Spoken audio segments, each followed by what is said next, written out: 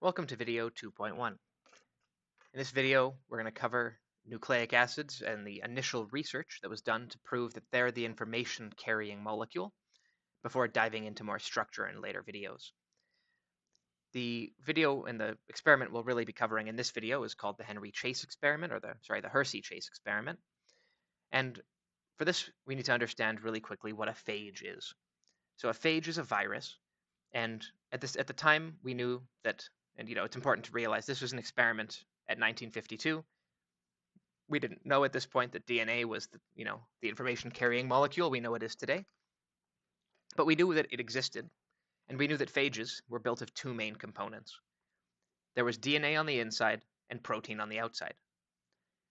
The question is, how do these phages, right? Because what they did is you would have bacteria.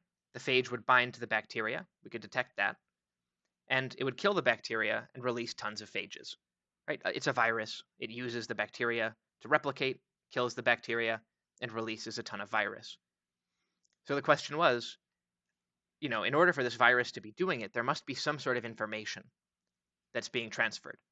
What is the information? Is it the protein that the bacteria, is the protein doing this, or is it the DNA?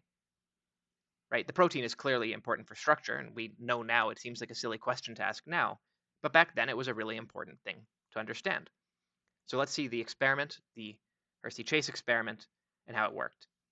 The key thing we're going to be leveraging here is the difference between acids and protein, right? They both have carbon, they both have hydrogen, they both have oxygens, right? We can see that and we'll be covering these structures in more detail later, but protein structures have oxygen, same with DNA.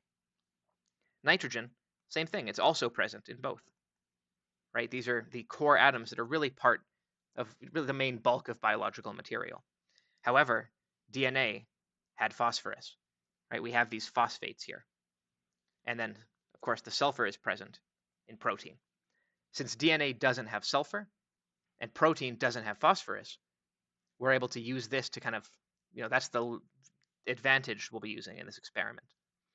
So there's a concept called radiolabeling. In the experiment, we're going to first grow two different types of phages. So when we say P35 and S32, understand that these are radioactive, right? So we can detect radioactivity from samples that have these chemicals in them, right? So P35 is only going to be, right, I actually made a little mistake here in my drawing. So P35 is actually going to be in the DNA, right? Actually, no, this is correct. P35 is going to be in the DNA, right? Phosphorus. Phosphorus is in DNA, as we showed up here. So if you grow the phage in a medium where the only phosphorus available is radioactive, the phage is going to be made with radioactive insides, right? The DNA is on the inside.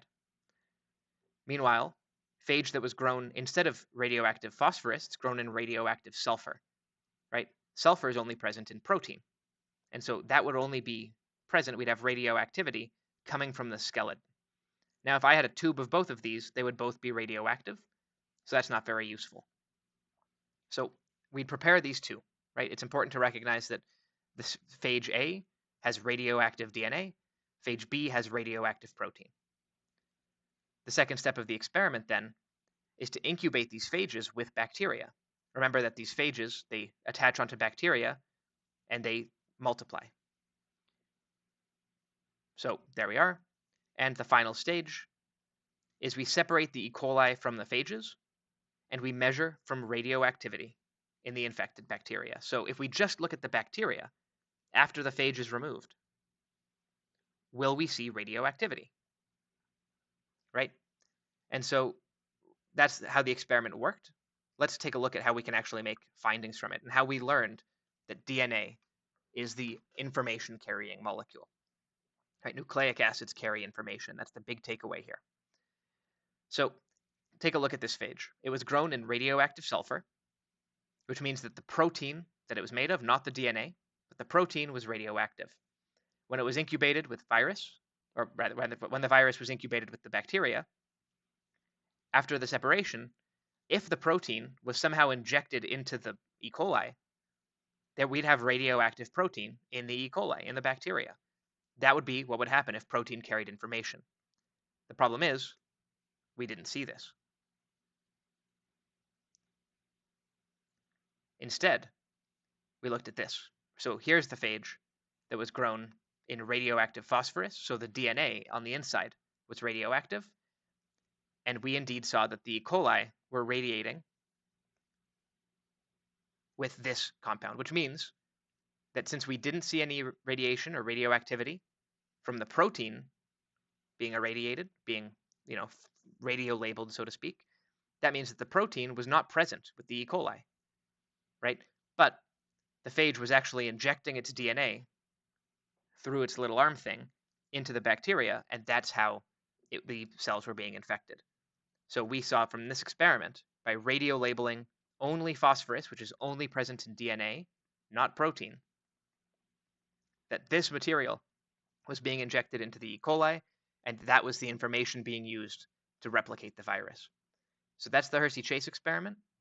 And without further ado, we'll move on to the structure of nucleic acids so we can better understand their biochemistry.